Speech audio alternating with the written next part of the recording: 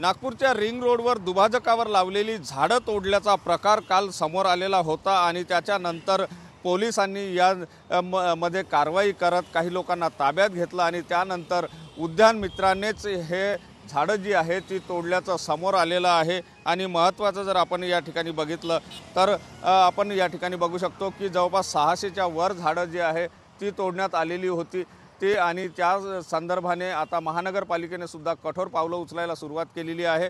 उद्यान मित्राने ही झाडं यासाठी तोडली की त्याचे ॲडव्हर्टायझिंग एजन्सी आहे आणि ते ॲडव्हर्टायझिंग एजन्सी असल्यामुळे या ठिकाणी त्याचे ॲड त्या झाडांमुळे दिसत नव्हत्या आणि त्याचमुळे हे झाडं तोडल्याचं सुद्धा समोर आलेलं आहे। मात्र आता या उद्यान मित्राकडून हा सगळा खर्च वसूल केला जातो का हे सुद्धा पाहण्यासारखं राहणार आहे। कॅमेरामन सचिन सयामसह सुनील ढगे, TV9 मराठी, नागपूर।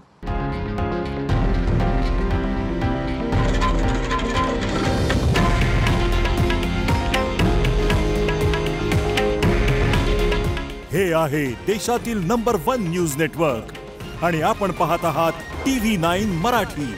काळजी तुमची, हित महाराष्ट्राचं।